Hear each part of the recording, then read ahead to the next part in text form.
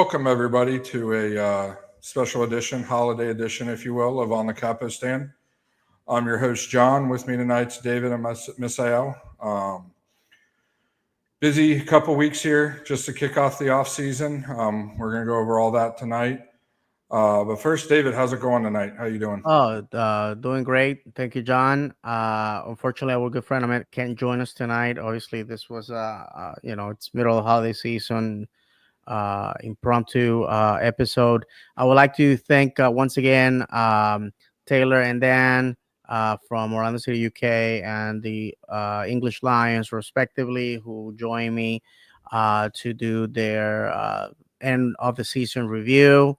I know a lot of people look forward to that. We give them a platform twice a year. So thank you again, guys, for joining me for that. And we got plenty to talk about.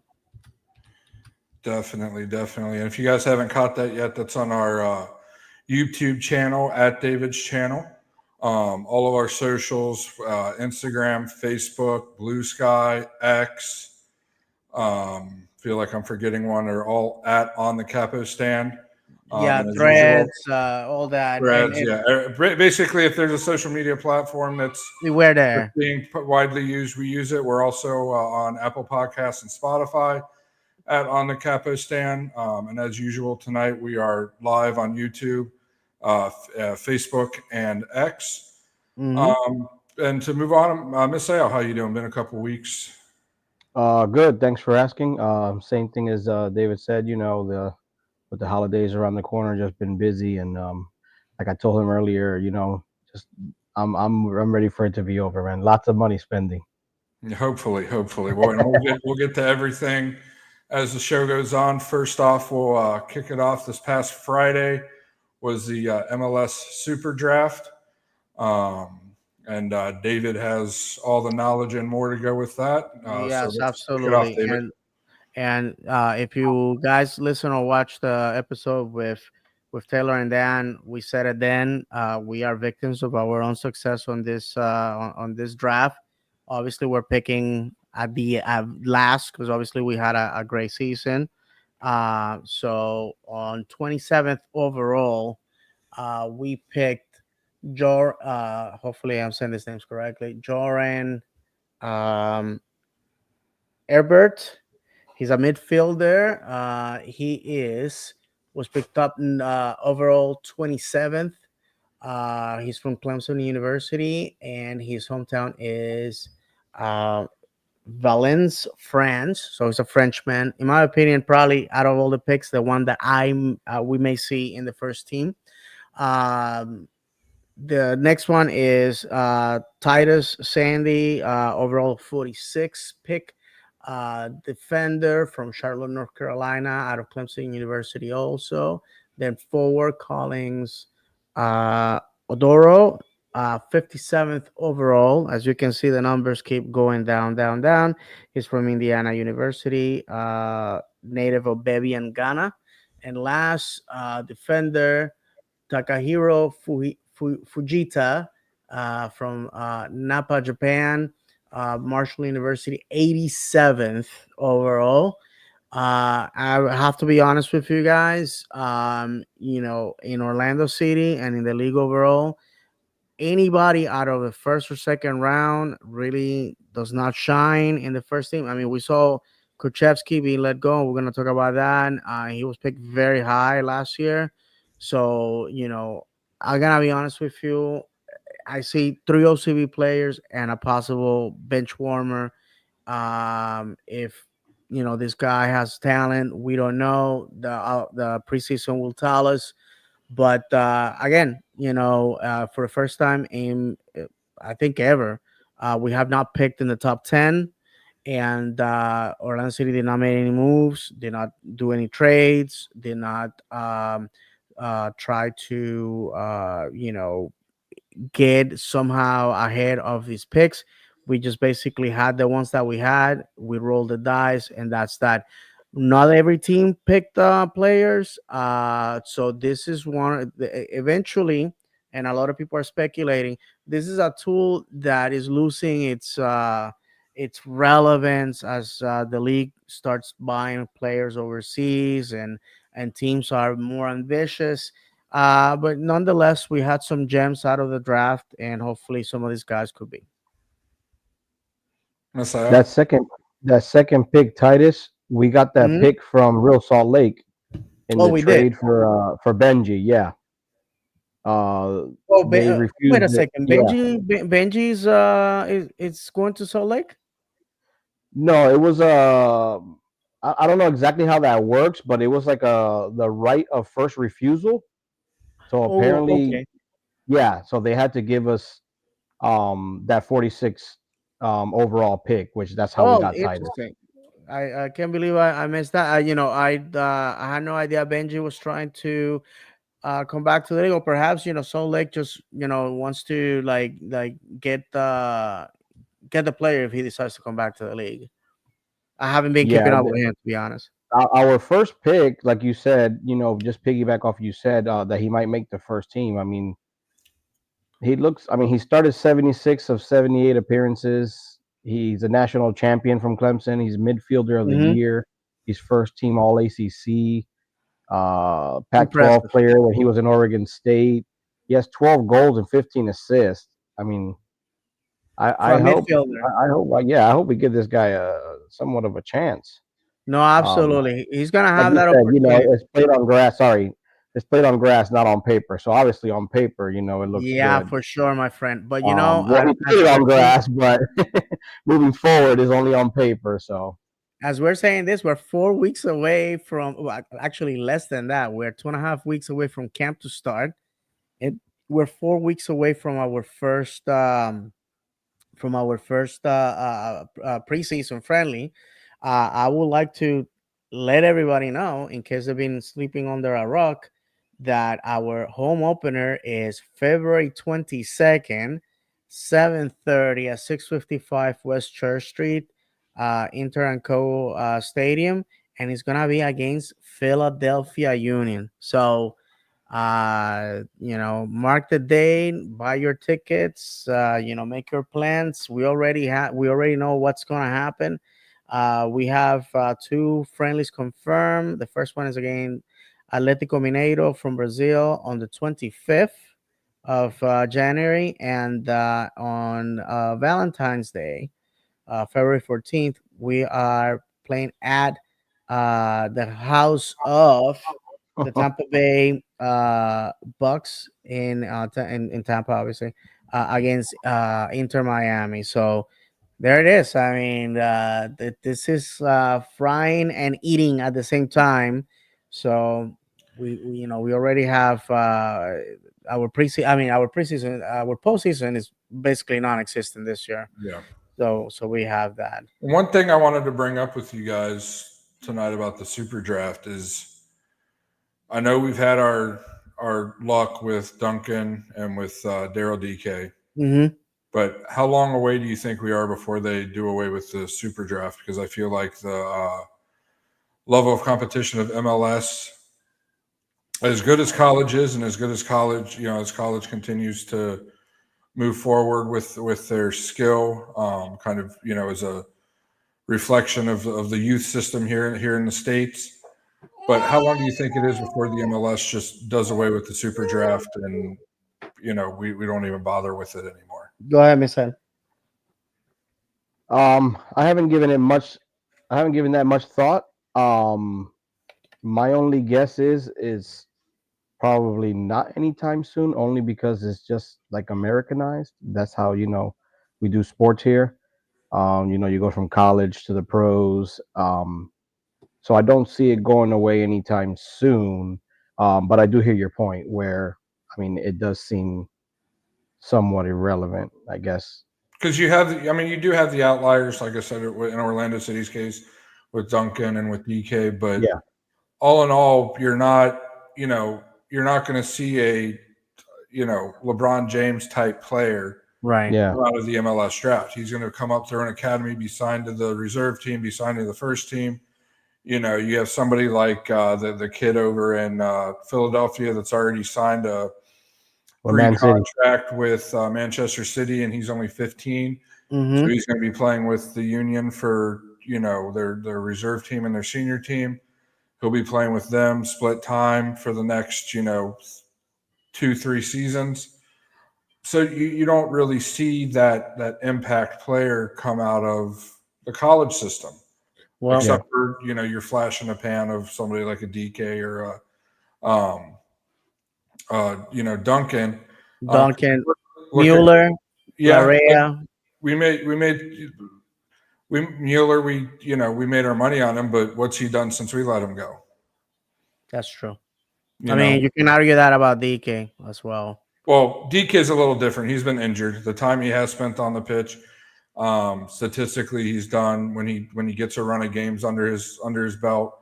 He has done very well. He's just had terrible luck with a blown knee, then a blown Achilles, and then came back and blew his other Achilles. And I hope for him. All the good part for him is when the injuries he's had, when you come back, those parts are stronger. The knees generally and the Achilles come back stronger anymore. But really, you're not going to see many players that are like Duncan or DK. You could even throw Mueller in there as a super sub that are going to be those impact players right away. And honestly, Mueller only got a shot because we didn't have anybody else. Right. And we weren't planning on him to come out and do that. We just had nobody. We had no attacking threat. Right. And we had no money, and we were digging for pearls. We always had awful finishes, and we were always picking in the top 10 percentile. And so that's how these players ended up to us. I was 20 years old when MLS was born, and I remember that at the time they had a really hard time recruiting players to the league. They literally, and this is well documented, they were begging college players to come into the league for $35,000, which in the 1990s was a crap load of money to play football in the United States. I like Misael said, it's a tool that is born out of the American culture. I think it still has a place. It just is not as important as it used to be. In fact, if you guys noticed, they used to have like this big event where they would call your name, give you the jersey or the scarf. My apologies. You guys know what's going on with me. Since the pandemic, they haven't done that. It's just like they do it from like wirelessly, and you see the guy at home and on his couch, with his family. I think it's losing its value, like John said.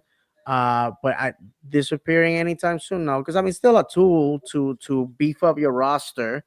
The interesting thing to me is what's gonna happen when like we've been saying, when our clubs continue to go overseas, or the academy is still producing talent. Will the college game be an alternative for somebody with talent? That's the big question.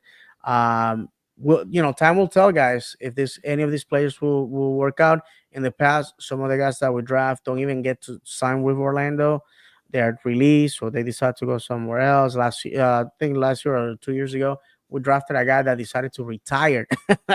And this year we had a Orlando City homegrown on the draft, a guy by the name of Beto Hidrach, Puerto Rican native of Orlando, and he didn't even get picked. Orlando didn't even bother. So that tells you that even going to an academy is not a recipe for success. So with that said, my personal opinion is if they don't get rid of it, do something like Major League Baseball. Not that many rounds, obviously, in the there's 4 to 5 different levels if you include the low A and high A. But make the draft where, hey, now it's an assumption, but make it where, hey, you're getting drafted, but you have to prove yourself on the reserve squad. Correct. If you guys notice, they got rid of the 4th round of the draft. It's only 1, 2, 3. So yeah. So all right. Well, then moving on. A couple weeks ago, I don't remember the exact date, was the expansion draft for San Diego. We had several players that were um, up, that were left available to be picked. I'm trying to find them now. Unless you guys have it written down, I thought I had it written down. I don't know. didn't. All I can tell you is hugely disappointed. It seems like every time they do these expansion drafts, we lose a player for nothing. Because when your team gets a player picked, you only get 50K in GAM. This is arguably probably the last expansion draft in the foreseeable future. And I was hoping that Orlando City will survive it. The player they picked, Headband Heine, like Taylor was calling him, this Norwegian kid. Uh, this is where I lose it. We go and we pick the player in the national team radar, a player that was consistently playing in his home country. We pay a $1.1 million transfer fee, which we still owe, by the way. We haven't paid it off, and we don't play him. The guy comes out, he kicks a couple of balls. I know that one of somebody on Facebook that John knows basically said that this was diabolical. Basically, the guy got the ultimate fan experience because he comes out of the tunnel, sits in the bench, and that's it. And we lose him for $50,000 in GAM. Last time this happened, we lost Gioacchini, who arguably, had a mixed bag here. Goes to St. Louis, burned the place down, Balling. gets sold to Europe. Obviously, things happen. He's back in MLS, but uh, you know, right now I'm okay with the fact that we left it unprotected. He's gone. If he goes to San Diego and he proves to be a baller, then my good friends, then we're gonna have to embrace our inner Taylor Twellman and ask, what are we doing? Supposedly they have him. It's projected that he's going to be in the starting lineup. That's what I Yep. saw. Yeah. Okay. So they see something. I mean, obviously they don't know yet because they ain't got no footage from us, but they see something in him Well, that they're his going to his go his ahead and highlight start him. reel was very good, Yeah. but yeah, again, gotta trust the process. It's So just, was Ben. I'm afraid it's going to be another one of those, guys that we brought in recently that didn't really play. Like you said, Giacchini's one recently. We didn't really play him much. He goes over to St. Louis and Hmm. tears it up. There's been a couple other, off the top of my head, I can't think, that's been that way that we brought over, didn't play, and then Kamal Miller, we lost yeah, for nothing. He was angry that they left him unprotected. A lot of people are angry at him because he left salty. He went down to Miami, and of course, like they talk a lot of crap. But I always thought Kamal was a very nice guy, very good player, solidly. Losing him was unbelievable. Before that, we had lost players. I remember losing a guy to Atlanta a few years back. That guy, neither here or there. He was a bench warmer over there. But yeah, it just sucks, man. To be honest with you, to definitely. lose an asset or the possibility of an asset, because we'll never know. Was It's the Joe greatest Keeney mystery. when he played Joe Keeney here? Didn't he play him like in the middle or in the back? And St. Louis played him up front. And he was killing. He And he mainly was, played him on the right, but he only got like 10 minutes a match, and that was on the yeah, right. exactly. Yeah. We had a You know, couple injuries on the wings and needed somebody to fill in, and we brought him in over the summer mhm. transfer window, and then Oscar has his system and his favorites and the way he wants to play, and that's the way it is. Listen, I'm not gonna waste our time talking about because all it does is people, the with this, people are very attached to Oscar. He has to be left untouched and blameless and all this other stuff. And we have always said here that our criticism to the manager is because that's what the show is all about, is analyzing, criticizing, and dissecting what's happening with the club. Otherwise, we can turn this into an hour infomercial, rah rah rah about the club, and who wants to listen to that and watch that? There's shows that do that. Go watch them. We're not that. Well, we get free tickets probably then, David, or at least one of us would for the press box. Of course.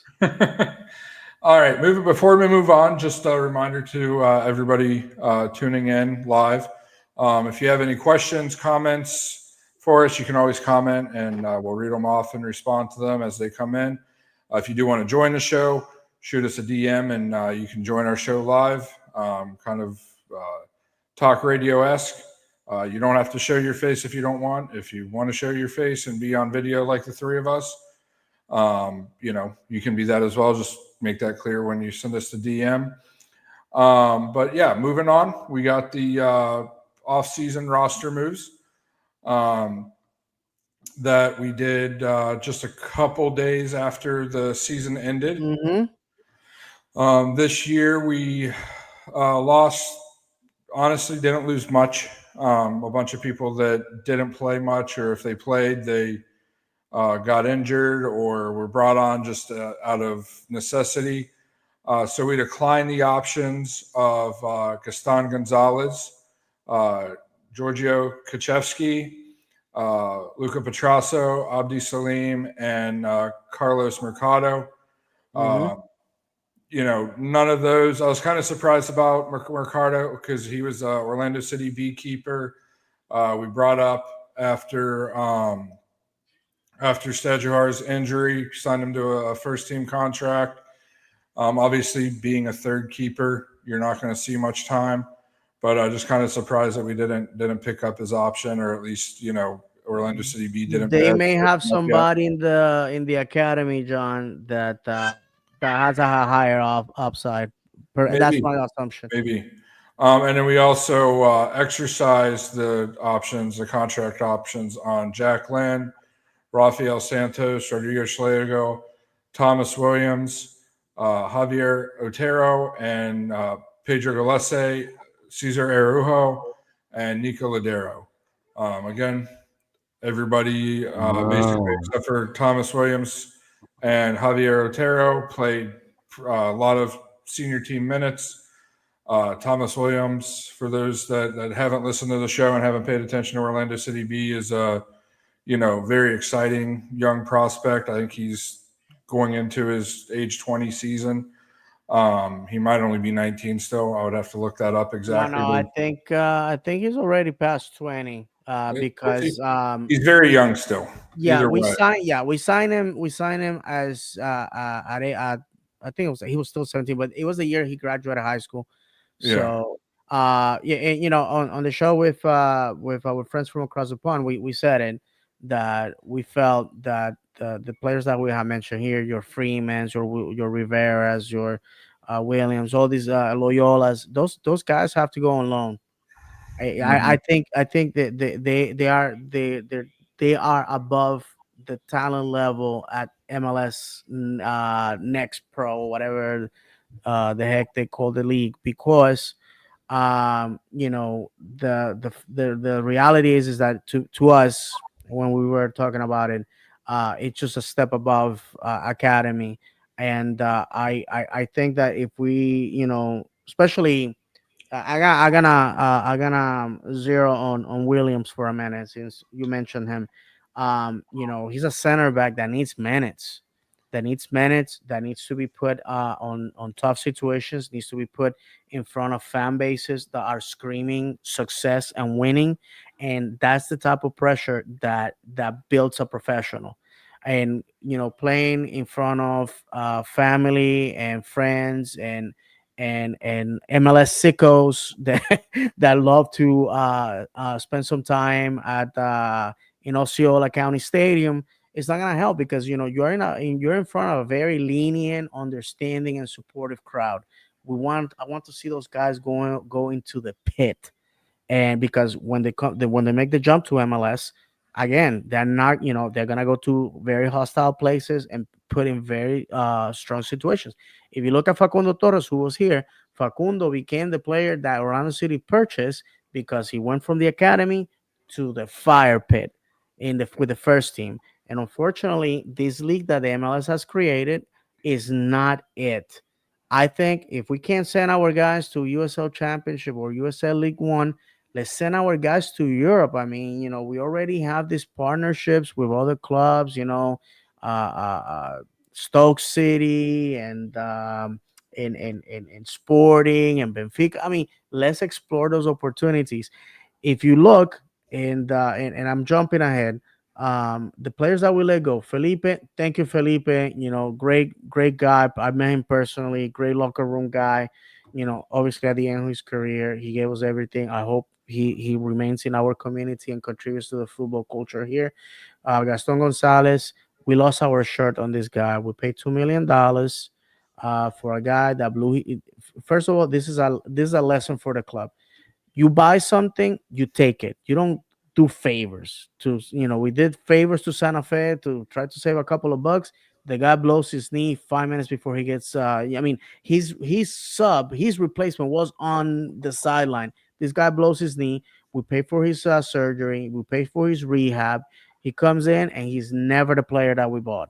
And now we let him go for free, and we just lost our shirt on this deal. Kuchevsky, nice fellow. I thought he had a lot to offer this club. Evidently, the club disagrees with me. Petrasso, another guy, went on loan, third division, Italy, came back a new man. Anybody that want to see those games for OCB with Petrasso can tell you the guy it was balling. Evidently, the club thinks they can do better. Salim, disappointed to see him go. I thought that he was a very good guy with a lot of potential. Perhaps the club thinks that they can do better somewhere else.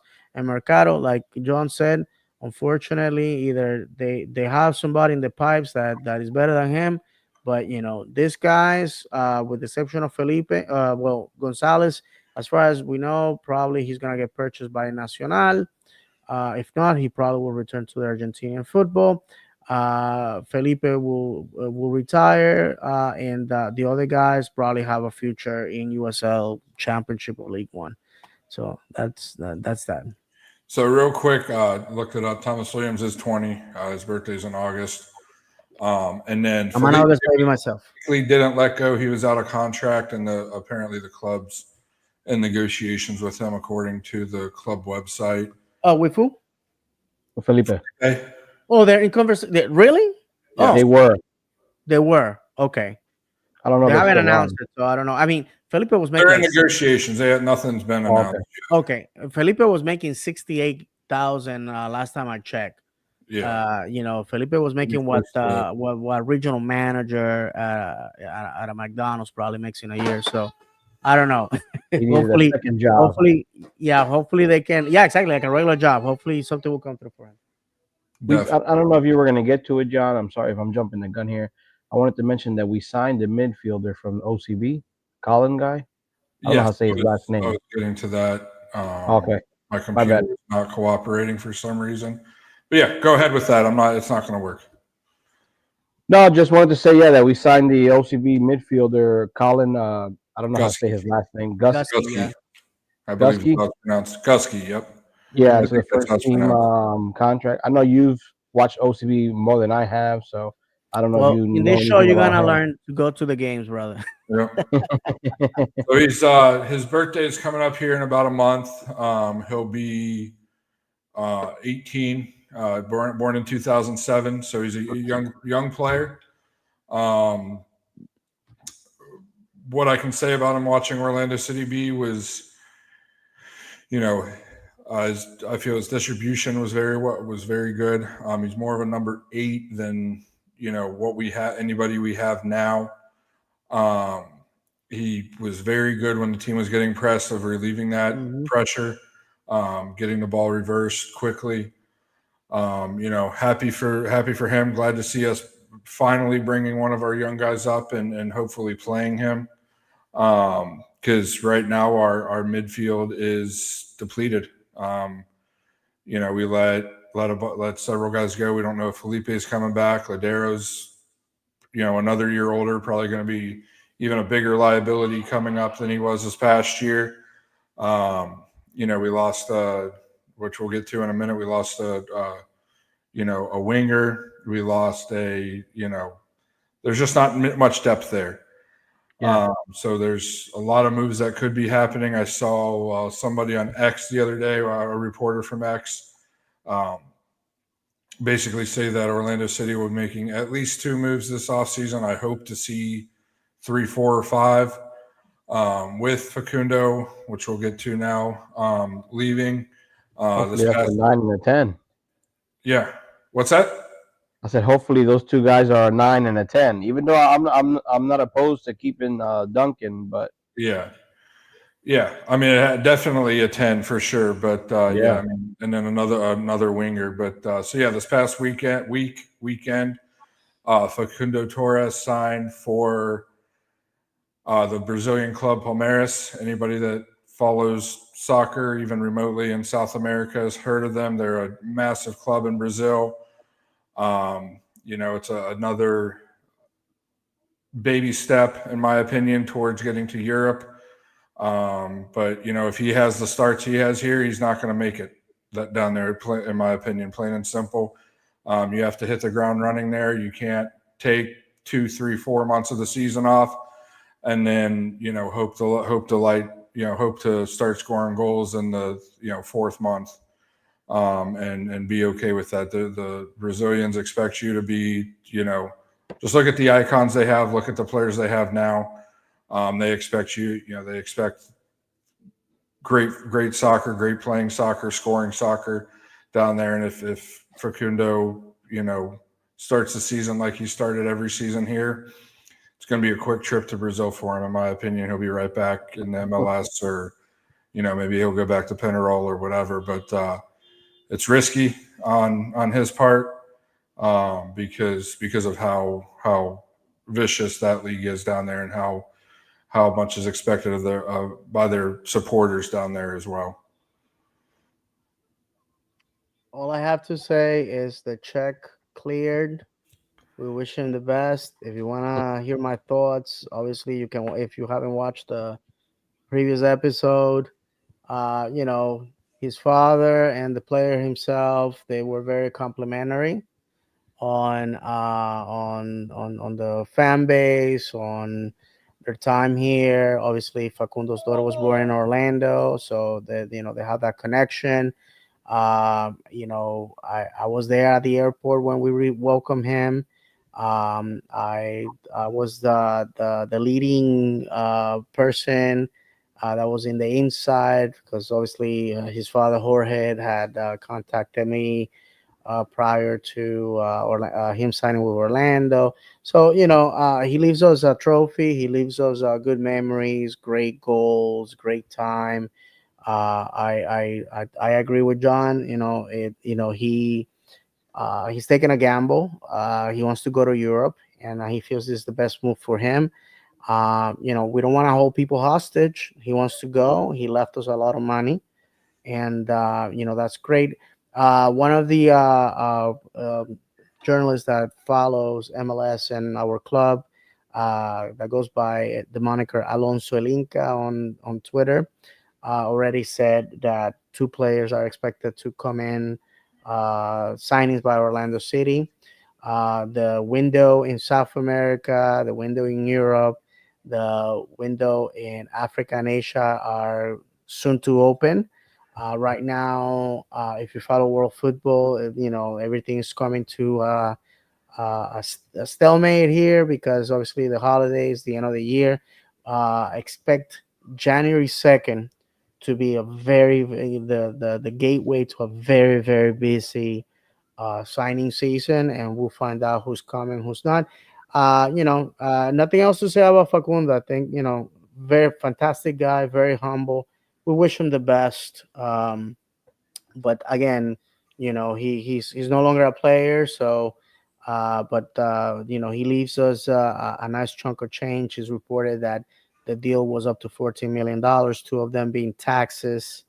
So it's basically 12 million, I believe, if I'm not mistaken.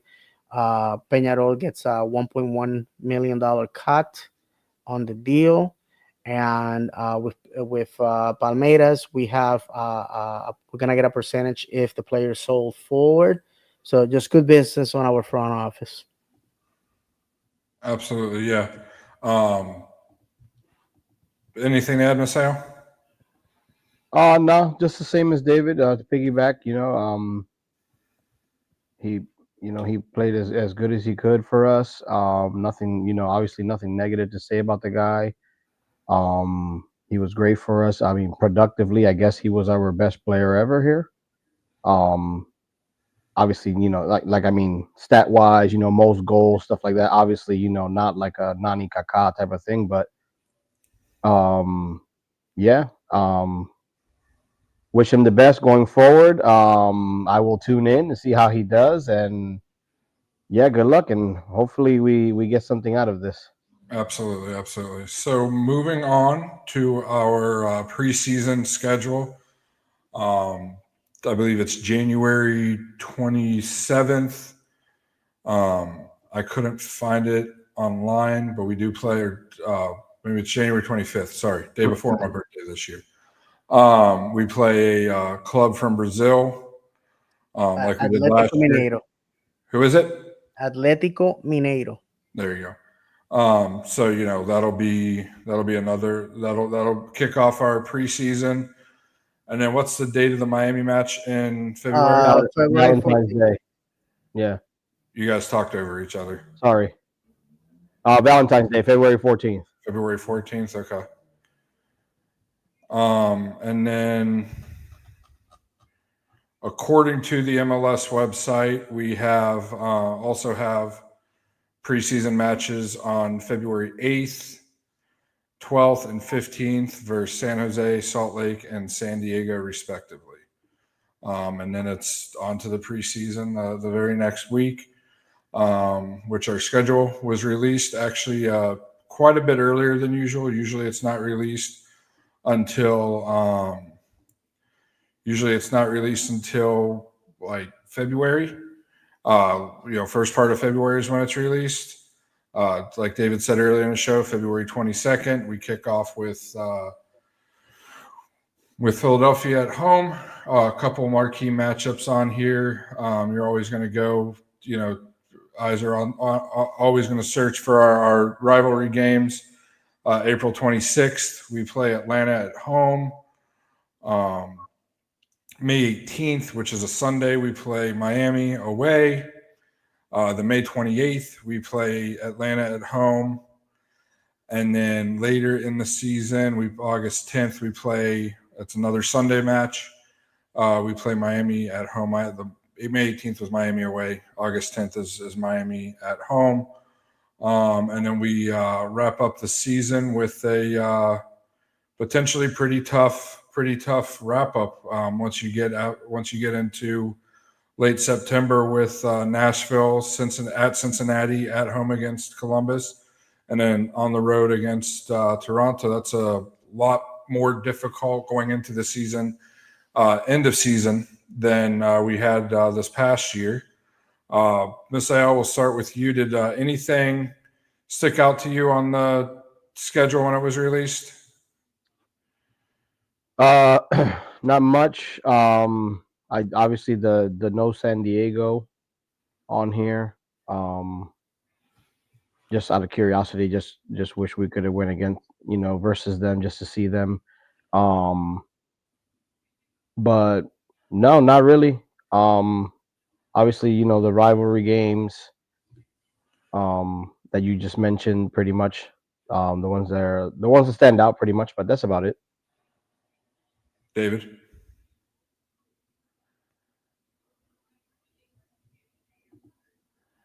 Can you hear us, Dave? Can you hear us? You're muted. Thoughts on the schedule? Yeah, sorry about that. Just couldn't find the unmute button. I was disappointed at the fact that once again we don't get to go Vancouver away. We haven't done so since 2018. Like Misael said, no San Diego. Trying to find the schedule here. My apologies. Here, I'll pull it back up, David. I had it up. There you go. There's the schedule, David, if you can. Yeah, I can't see it. Okay. Let me hold on a second. Okay, I got it. It's very compact. I mean, we're playing uh, in uh, in in March. We have one, two, three, four, 5 games, bro. I mean, and that's gonna be the constant as we go along. Um, Honestly, we sort of play the same Western teams over and over. Kansas City, LA Galaxy. So there's some teams that on the West that I would like for us to compete Did we against. did we play the Galaxy last season? This past Uh, season? I believe so, or Let's was it LAFC? and it was the season before. Yeah, it Yeah. was LAFC last year. We haven't been to Seattle in a hot minute. We haven't been to San Jose in quite some time. Um, Minnesota, we haven't been there in a while. So there's a again, there's oh, we haven't been to uh Austin in a minute as well. So it's what happens when you have 30 teams in a league. These things happen. So as far as the schedule, this year, Leagues Cup is going to be played at the same time as the league, Open Cup, at the same time as the league. So it's gonna be interesting to see how that plays out for the teams. My overseas teams play 3 and 4 tournaments at the same time. They play 44 plus game season. So this is nothing new, but again, those leagues allow for you to have a roster of, like, 45 players, for situations like this. MLS continues to be boneheaded and restrict our roster to a small group of people, but yet they create a new tournament. There's Open Cup. There's the CCL, and all these situations of what they're gonna happen. What's gonna happen is exhaustion. We literally in 2024 almost basically played 12 months in a row, and our players only get 6 weeks of rest to start all over again. So in a way, not playing CCL this year is a blessing, in my opinion. And we have 7 matches in the month of May. We play Look at that. every Saturday and every Wednesday, I believe, in the month of May. Right. And this year, the league wants to get cute. We are going to have afternoon games. So basically, it's like they're gonna have an afternoon game, No, like man. the game of the week sort of thing, and then 7:30 all the games as well. Obviously, they're trying to do this to entice Europeans to subscribe and watch. We have said it in the show. Games before 7:30 in Orlando in the summer, it no, no, Brutal. it's torture for the players, torture for the fans, especially anybody that is sitting on the east side is getting cooked. It's not fun. It's not there's nothing attractive about going to outside sporting event in Florida between May and October. None. Well, luckily, So we don't have any scheduled. Our only afternoon game is in April okay, beautiful. Okay, against I'll Red take that. Thank Bulls. you, John. It's to give you the exact. It's April 12th at 4:30 against New York Red Bulls. Every other one at home, at least based on the schedule that was given out, was at 7:30. Or then we have the 2 Sunday matches against Miami at 8 p.m. Hmm. But No, that works. Listen, obviously we're gonna talk about this next year when preseason starts and all the events and all that. The jersey has already been leaked. Uh, Not a big fan, but it is what it is. I think that our last two away jerseys have been freaking bangers, and our home jerseys have been huge disappointments. But you know, I'm very hopeful. I think there was a lot of lessons in 2024 to be learned. And at the same time, I think this fan base as a whole is feeling that we left a trophy on the table that should have been ours, and I think this preseason will say a lot. How Orlando manages to be without Facundo Torres is gonna be the great enigma of the preseason. What do we do with Luis Muriel, which was a huge disappointment, still a $4 million man? And and again, do we find our next Daryl Dike or Duncan McGuire out of the draft? That remains to be seen. Um, does OCB produce the next stellar star of this club? Remains to be seen. There's a lot of stuff, man. I'm going to cut you off right there, David. Why don't we just say what you're thinking? You want it to be Wilfredo Rivera. Is going to be the Oh, next. I'm gonna be honest with you. As much as I like Wilfredo, as much as I think he has succeeded internationally, I think probably that ship has sailed unless unless he proves that he can belong. He was already signed to the first team. He remains an OCB player. Mhm. I don't know. Personally, I like the guy. Yeah, I met his parents and all that. I don't know. Again, as long as we keep our upcoming talent in a league that is not testing them, that is not pushing them, things like this are going to continue to happen. Jack Lynn in 2023 was MVP and Golden Boot of MLS Next. Did that translated into that man scoring a winner in MLS? Well, that happens. I mean, that happens a lot in other sports that have, I'll say, minor leagues like the MLS does. You can have a guy in baseball be AAA win, player of the year for his conference. I don't really do player of the years for the league, but player of his year for the conference, and never sees time on the big league club, or in our case the senior team. If he does, he's usually at best a role player to begin his career. NBA, if you're in the NBA and you're in the G League or whatever they call it now, you're just, if somebody gets injured or has to take a night off and you're one of the better players on that team, you're filling in, and then a couple nights later you're back down with your G League team. Hockey, same way. Occasionally you'll get a young player that was drafted the past year that's just an undeniable star. But for the most part, the minor leagues in the United States is a war zone, and we have to take Orlando City B for what it is. It's a reserve team, and it's supposed to be, in my opinion, supposed to be kept aside for those players that are still developing, not where you have certain teams out there that, are putting,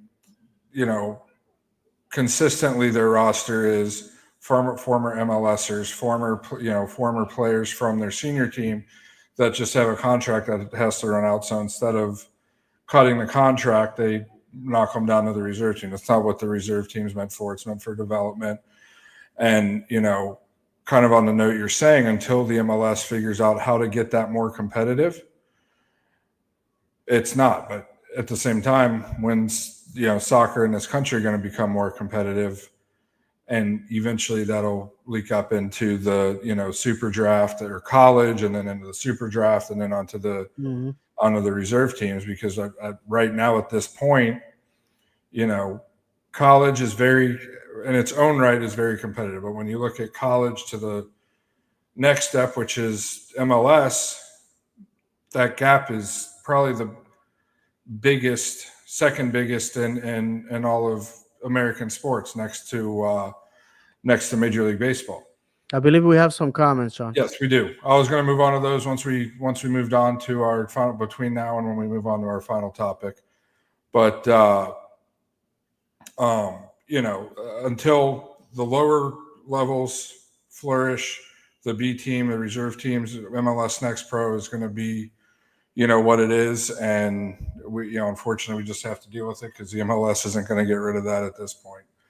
All right, Maseo, you want to get to the comments, and then we'll move on to our final topic for the night. Yeah, Victor Rosa said schedule released early, just like the leak of the kit. Having Cincy and Columbus back to back at the end of the season will be tough. Hopefully, we're not looking at a decision day again. Exactly. MLS Pro is like equivalent to the single A farm team, and MLS will not be competitive to other leagues until they either get rid of salary cap or expand it substantially. I agree. And I was going to get to that when David said something about the roster size. It's not just the roster size. You look at the drop off between a player, a designated player, and the person backing him up. That drop off is massive. You don't have that in other top leagues in other countries. It's pretty, okay, yes, he's a substitute, but he can do a lot of the things the other guy can do. And in the MLS, you don't have that. So until they, get rid of the roster, salary cap, let teams spend how they seem to spend, raise the minimum wage in the MLS, all of that stuff. You're never going to see the reserve teams be as good as they should be, as well as the MLS compete with the top 5 leagues. Yeah, and I'm gonna say something about the reserve teams. In any country other than the United States, nobody goes to those games. Maybe family members. At least we're proud to say that OCB games have paying customers that go support them. I can go to all the games, but I do watch. They're a lot of fun. For example, this past weekend, my English team, Stevenage, was playing away, and at home, the reserves, well, not the reserves, the academy really was playing in the Youth FA Cup, and there was more people on the away game across the country than there was at home watching the Youth FA Cup. So the fact of the matter is that when it comes to club football, in most countries, you got your academy, you got your reserves, you got the women, and then you got the first team. And the first team, it's what brings all the boys to the yard. That's basically it. I'm sorry to say that, but that's a reality, and we can hide it because it's an uncomfortable truth. But I think, not to go back and beat a dead horse, I think I would love for the league to create an environment where our young talent can be in a competitive league. I have argued, and many podcasters that cover MLS teams, we all agree on one thing: is that at some point MLS is going to have to purchase USL and create a true pyramid. I think it's doable. And we'll unify football under one flag. This by the way, there's a rumor that the NASL it's may win their case against MLS, take a couple of mil or billions from MLS, and then once again come back in to try to challenge MLS for Division 1 status. That is self-destructive. That's not gonna get us anywhere, really. I'm gonna be honest with you. The teams that were in the NASL either jumped ship to USL or to MLS, and or disappeared. And I don't understand why in this country we continue to have this thing that it has to be under my vision. If it's not under my vision, destroy everything else. But we continue doing that, and it's a shame, because I think a country our size and of our dimensions has room for everyone. But as long as people like Don Garber are in control of things, we're never gonna get anywhere. I mean, it is pathetic that our representative into the world the Club World Cup is a team that was chosen because Messi plays there. Just simple as that. Our champion, LA Galaxy, earned that spot. It should have been given that spot. Instead, Well, we when called that last year at this oh, we time. sure did, my brother. We did on the When we looked show. at the Club World Cup and the qualifiers and who qualifies and everything, Right. Remember, we said, "Hey, we right at got the this bottom, it said MLS team to to be be announced. determined." Yeah, or to be determined, whatever it was. Right, But right, and like and you were they made the saying, decision. Go yeah, ahead. but back to the MLS Pro reserves and all that. I think kind of what Victor was alluding to with his comment about MLS Pro being equivalent to a single A farm team. Yeah, I mean the gap, it's a midpoint between college and the MLS, but there needs to be something, and kind of what you were saying, David, kind of something in between MLS Next Pro and MLS, or just below MLS Next Pro that elevates it Mhm. to that level just under. Yep. So we could talk about this topic and what's wrong with the league forever. Moving on to our last topic of the night, what everybody on maybe not Twitter, but what everybody's kind of clamoring about behind the scenes. There was a new supporter group, unaffiliated, but a new supporter group launched with, I guess you could say, a bang on social media this week, over the weekend. David has a little more information on it than maybe I Sure. do. Go ahead, David. Yeah, absolutely. This is David Valentin. My personal views, not the show, not Misael, not Ahmed or John. People that have followed me on social media know I try reaching out, try meeting halfway. And one of the things is if you're honest and you see that I'm trying to join your group, you have two choices. You could say, "No, David, we have history, we have beef with you, you are not welcome." Or you could pretend that you're inclusive, let me in, waiting for me to screw up, quote unquote, and then cite rules and things or whatever, and then throw me out with the with the bathwater, right? Um, I think that supporting the club is not exclusive. All the fans, all 25 and a half thousand people that go to the games, the people watch it at home, the people that our friends that overseas come every other year or once a year to support a club. I think that's just beautiful. I think as supporters, we also have a goal to expand the sport that we love in the country.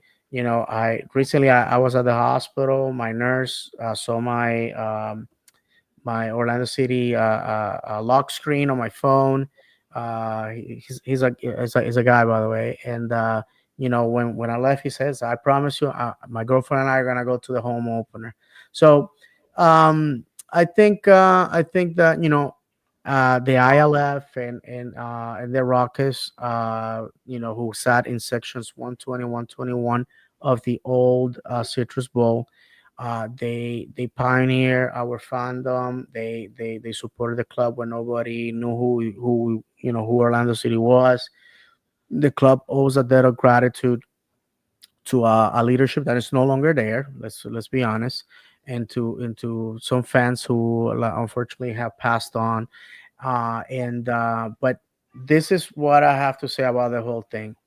The Iola Ultras are free to establish a group because we live in a country that grants those freedoms. I fought in my youth to give you that right to, have self-expression and to live out your life as you see fit. I know some people in the supporter groups because they can't beat me on the football. They hate the fact that several key people in the front office like me. They have to call me names and they have to create drama to try to knock me a couple of pegs. I understand that. It's just jealousy. But the fact is that I am going to join the Yola Ultras because I believe they sold me on the fact that they are only there to support a club and they're only there to be welcoming and have an environment where the club is the agenda. I feel that unfortunately in some groups you have to meet them politically, you have to meet them socially in order to be part of that. And that's beautiful and that's great if you are a political group. We are here to support a football club. We're not here to save lives. We're not here to change the world. We're here to win games, score goals, drink some beers, give each other high fives, and celebrate lifting trophies as we're being washed by a rain of backwash warm beer. That's basically what we're here for. I don't understand why some people feel that a supporter group has to change the universe, change our society. That doesn't happen.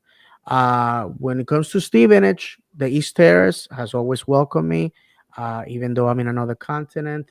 In Maccabi Haifa, the Green Apes have always been super nice to me, have always included me, and I have a good relationship with those folks. And I'm, 7 hours behind in another part of the world.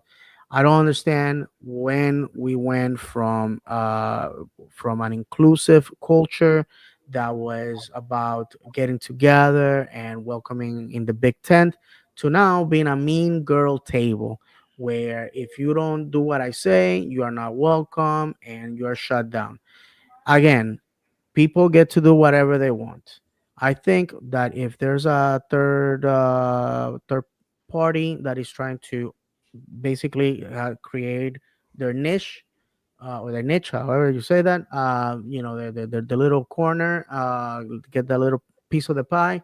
That I don't understand why people have to go and attack them.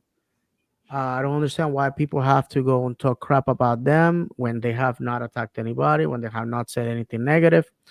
But again, sometimes leadership is something that you have to be born with. People may want to be leaders, but a leader is somebody that is a uniter, is somebody that comes with fresh ideas, somebody that comes with the feelings that the club should be everything. I find it very difficult when people prioritize other events over going to games, when people prioritize other things that are not about Orlando City winning games. I don't believe that there's people that have lost their north. Therefore, the people that don't feel that they fit in one or versus the other have decided to start a new organization. And I finish. And I didn't mean to take over because I know John has a lot to say. Um, I finish with this. Personally, if you wear purple, you're my buddy. I will always extend my hand of friendship. There's people that feel that that's not enough. There's people that disagree with me simply because I am who I am. I'm unapologetic. I have my political views, I have my personal views, I have my religious views. I don't bring them on the show because it doesn't matter because you're here to listen about Orlando City and scoring goals and winning games. We need to concentrate on what unites us. This show has a Jew, a Muslim, and two Christians. Okay, and we love each other. We're good friends, and we support this club with every fiber of our body. And I just don't understand why some people on the wall can't understand that concept. With that said, we're all about Orlando City 24/7. Like I said, I already spoke with the leader of the Iola Ultras. I want to join. I want to build something fruitful. On Saturdays, I go to synagogue, so it's not like I can tailgate or anything like that. But I want to support that group. So that's me, David Valentin, doing that. And at the end of the day, um, it doesn't matter if you are a supporter group member or you are not, because supporting the club is free. Thank you. You can go ahead, Miss Ao, if you have anything to add. I really don't. I don't. I just found out about that group. I agree with David. I don't see why they wouldn't be able to join in and start a group of their own. I have experienced. Um, I've been in a supporter group before for a couple years. I'm not gonna name names. And like he said, like David said at the beginning. You know, when I wasn't around for the USL, but the beginning of the MLS days, it was there is a difference now from the Citrus Bowl, you know, to Inter and Co. And some groups just don't feel so welcoming, and that's why I stopped being a member. And like you said, I mean, being a supporter is free, so I just dropped out and just keep supporting the team on my own, and it is what it is. I'm not saying any names. I'm not saying that everybody in certain groups are like this as well. There's just always bad apples everywhere, and unfortunately, you know, those might be the ones that are deciding on who does what. Or That's at least the unfortunate. most vocal ones. Yeah. Yeah. Yeah, that's all I have on the topic. Cool. Yeah, I mean, I could take up a whole show talking about supporter culture and all of that, you know, ultras culture. Trying to keep it short and simple, but basically, you know, quick backstory on me. I started going to Orlando City matches in the USL days in 2012 or 2013. Can't remember which year it was because lots happened since then. But been going basically since day one. Didn't join a supporter group. Um, then 2015 joined my first supporter group. Was a member with them all the way up until 21. Some things happened personal life where I didn't go for a couple of years. Still joined, still went to a match or two a year, and then 21 started going back regularly to matches. And the way, from my perspective, things were changed. I always joined. I will say I always joined that supporter group, unaffiliated with any of their chapters. Just joined to join because back when I first joined, met some really cool people, really passionate people about the club, about, you know, passionate people that were passionate about Orlando City. And then, you know, went to first couple of tailgates of 21, and I'm like, man, this is not how I remember it at all. You know, not even the amount of people, just the atmosphere around it, the vibes, if you will, around it. And midsummer of 21, before Treasure Coast Collective said they were stepping aside, because I know that some people listening are rolling their eyes and saying I just followed Treasure Coast Collective. No, I was never affiliated with them. Um, Before 2022, was never affiliated with them. Had a talk with my girlfriend, said we're not joining Ruckus next year. We'll still go to matches and stuff. You know, at that time I was planning on getting season tickets for the next year. You know, so we'll still get our season tickets. We'll just go do our own little thing with our grill. You know, no big deal. And, you know, then that's when I became affiliated with TCC, and, you know, we'll move on from there. And my opinion is there is the more supporter groups, the more passionate people that we can get consistently going to that stadium, filling that stadium, not just the wall, filling that stadium with passionate people that want to be there, don't feel like they have to be there, don't feel like they're obligated to be there, but want to be there to support our team, to lose their voice, to be so tired after the game that all you want to do is go home and lie in bed, take a shower, lie in bed and fall asleep.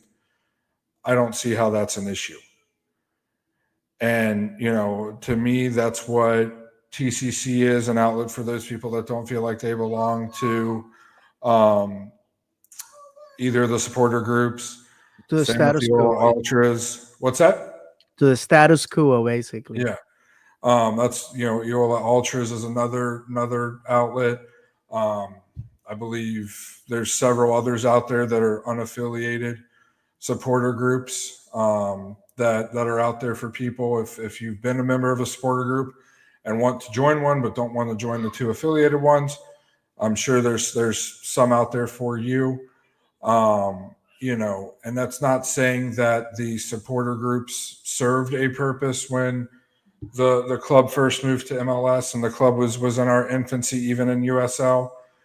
But the one decision that was made poorly by the people that started this club was starting it with only two affiliated supporter groups.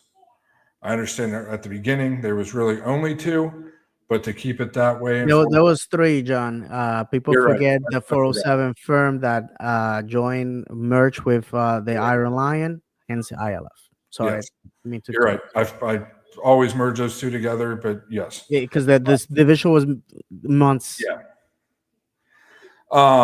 So a lot. I would say if you took in a pot every top league in the world for each country, the overwhelming majority, I'm saying 90 to 95% of them, will have an umbrella with a bunch of supporter groups under it. There's nothing wrong why Orlando City has to be different, and certain people feel like there only have to be two. Beats me. But like I said, the more people that come to the match, the more people that are there making, doing the chants, making noise, respectfully berating the other team and the referees, and just being there to make to cause a disturbance to the game and make our home turf more intimidating, the better. And basically welcome to the family, Ola Ultras. Hope you guys are here well past my lifetime with following the club. And it goes back to what I was talking about 2 years ago with the drama. Is it just has to stop. We're all there for the same reason, and that's to support this crest on my chest, the crest that's on Miss Ayal's chest. I can't see David's full shirt, but No, it's Steven's shirt. but there you go.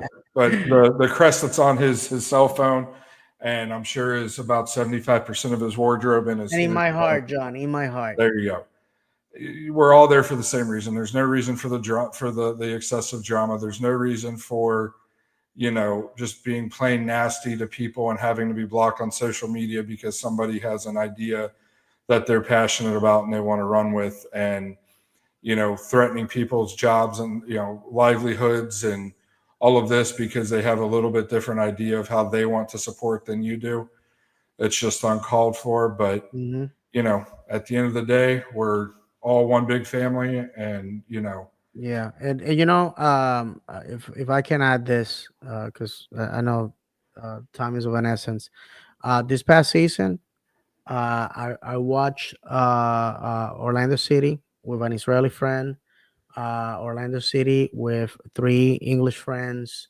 I met people who made going to Orlando City part of their vacation, and to have friends that are willing to jump on an airplane and to come to Orlando. Yes, they're going on vacation, they're going to see Disney and all that, but when they come to the stadium after supporting from afar, it's like, hey man, I have come back to the promised land.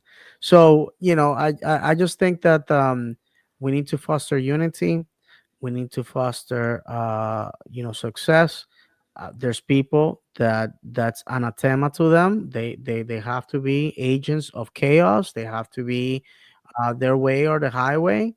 And the man of the hour. If somebody can let him in, or I'll do that. Hold on a second. I'm gonna let you in. Okay. Look at that. Hello, gentlemen. Yeah. I don't know if you've been. I don't know if you've been watching the show or listening, but Yeah, briefly, I was listening. Okay, beautiful. So I'll finish because obviously I want to give space to a man. So to finish, there's always people that just want to create problems or whatever, because there's always a rotten apple in the batch. Those people I'm here to tell you, there's people throughout the stadium that want to create and foster an environment that is welcoming, that is successful, that is fun. And you are not going to find any oxygen in that environment. You're probably going to have to go or conform. So the opportunity for this part of the show is to let people know that we're here to support a club. We're not here to single people out, but there's unfortunately there's a deviation on our path that needs to be corrected. Ahmed, anything you want to add to what we've been talking about, or any other subject? You know, I agree with it, pretty much everything you all said. My biggest frustration is, listening to these drafts and seeing us draft people and letting people go, is that we draft people that hardly see any time. Mm-hmm. They go somewhere and all of a sudden they're on fire. Or we have somebody here, like Faku, he wasn't terrible here. He was great here, right? Mm-hmm. But as Misael said, he has a reputation of summer Faku. What if somebody like Facundo goes to Palmeiras and hits the ground running day one? So what does that say about us? Ooh. Like not for nothing, but when you see stuff like this in Gioacchini and all these players, and like when San Diego snatched that guy from us, I can't remember his name off the top of my head. My first thing was, this is going to be another Gioacchini. That was my first thought. He's going to go somewhere else. And we have these players, and I used to get excited about the draft. But why do you get excited about a draft when these guys are never going to see any playing time? This is the first draft. Sorry to cut you off. This is you're the good. first draft in a couple years, honestly, that I didn't pay much attention to because of what you just said. I used to be into it, like who we're gonna get and stuff like that, and obviously with the DK and the Mueller and the Duncan, Mueller at the beginning was great for us, so you get excited, and now it's just been like, all right, these guys are not gonna play, and it just feels like a waste, like you were saying. Yeah. I mean, they should get time. Like these guys, when they bring them in, you look at them, you're like, okay, I could see how they could be an addition, but I feel like they don't even get a chance a lot of times. Mm-hmm. Especially, like in the beginning of the season when we were doing terrible. I was ready to see any of them start playing and see what they would do. You know what I mean? Because at that point, what could go wrong or more? So no, but you guys pretty much hit the nail on the head for the most part. I'm excited to see what this season brings. And we're gonna find out soon, because we spoke about basically January 2nd, the preseason starts. The postseason was what, 2.5 weeks. Mm-hmm. It was a lot shorter than last season, right? That's what happens when you do good and you play so far. Right. True. We're used to being months out early. Now this year we don't have as many tournaments, if any, other than the Leagues Cup, right, to worry about. Open Cup. But I mean, other than that, we don't have CCL or anything like that, right? Yeah, no CCL, yeah. And they're gonna be played alongside. That we're not stopping to play those tournaments, where they're being played alongside the season, like any other country in the world. So, it is what it is. The way it should be. Did you see that the guy that runs the Mexican league, he said the same thing. He says that they're not going to stop. No, for me, for Leagues Cup to earn legitimacy, we have to play in Mexico, and you will be hard pressed to find an MLS fan that doesn't agree with that statement and that wouldn't love to go to Mexico. It's just a fact. I mean, I would love to go on an away day if I could afford it, absolutely. But if Mexican teams are not gonna play in Mexico, it's still a farce created so Messi could lift a trophy, plain and simple. And aside from that, I would love for us to return to the Open Cup. I mean, to me, it's such a important tournament, and a tournament that needs to be played. Ask any English person if they will give away the FA Cup, or any Spanish person if they will give away uh, the Copa del Rey, or any Israeli that will say, "Hey, the Toto Cup doesn't mean anything." Those things are important. they're important, and we can just throw them away. Maybe Don Garber doesn't think so, but again, the empty stadiums in the Leagues Cup should have told him that this fan base of this league wants quality, and it's not gonna reject our history just because it says so. Absolutely. So with that said, guys, I think we have covered everything. If you guys have anything else to say before we wrap it up, as far as another show, and we did poorly this time because we didn't, we just we didn't do any promotion or that we were gonna be live today. Basically, we are probably going to come back once our players report to camp, and obviously news and signings and all that stuff starts happening. As we're recording this is on Monday. Wednesday is the first night of Hanukkah and it's Christmas. So, whatever holiday you choose to celebrate, I hope you have a great one with your family. And there's news that um, uh, Torhausen is expecting a baby, and also that Cesar Araujo is expecting a baby. Once again, we built our stadium on top of a portal to the fertility gods of the universe, because every one of our players, they're just popping kids like crazy. So all the wishing them all the happiness in the world. And I feel I'm forgetting something. Oh, happy 2025 to all of you. Um, Hopefully this year is our year, man. That's all I say it every year until it comes to pass. Guys, anything else to add? I didn't know if we mentioned earlier. Maybe John did, and I just forgetting that we re-signed Kyle Smith, Yes. Yeah. and and that for those that don't know, maybe everybody does know that Duncan had a successful, arthroscopic surgery. Absolutely. And as somebody that works in the orthopedic side of the house, I remember. It's funny now. I don't know if funny is the word. When I saw him at Canes for that signing, I mentioned him and say, "Hey, man, if this happens twice, has happened twice already. A third, maybe you're gonna have to have surgery." He's like, "Yeah, that's what I've been told," and they are not waiting for the third. They're doing the surgery now, and your boy David Valentin thinks that is because he's probably gonna be sold in the summer. It's just like speculation on my part. Um, you know, I think that's what's happening. And Yeah, so thank you for bringing that up. Anything else, my friends? Just look for it to be a busy couple of weeks on the once January 1st hits, because we need players. We have 19 on our active roster right now, I believe. What's the max, John? Do you know? Do you guys know? 25 on the active, Okay, 25 on the game day, I believe. we I'm have not cleared sure. the decks. So we have a DP spot open. By default, we have a U22 player, young Yes. player, spot open by default, and we can even take that the designated player spot and turn that into another U22 if we wanted to, with some allocation money to potentially buy somebody down like a Muriel or Ojeda, who are currently two DPs.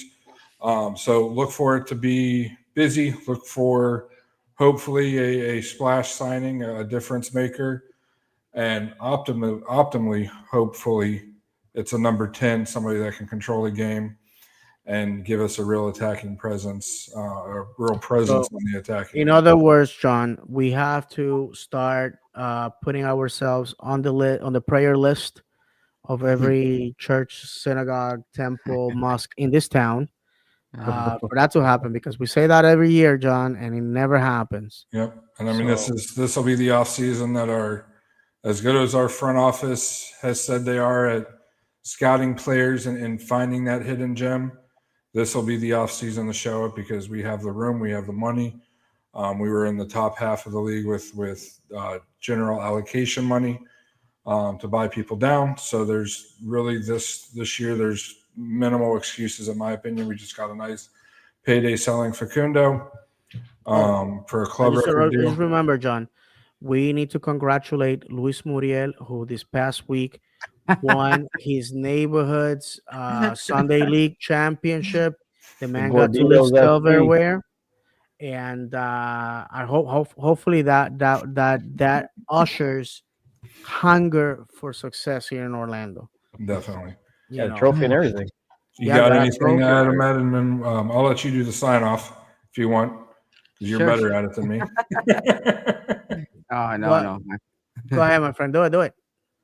Yeah. All right. So we're going to leave you the only way we know how, reminding you that football is played on grass, not on paper, that football is cruel and unpredictable, that football is a pound of talent and an ounce of luck.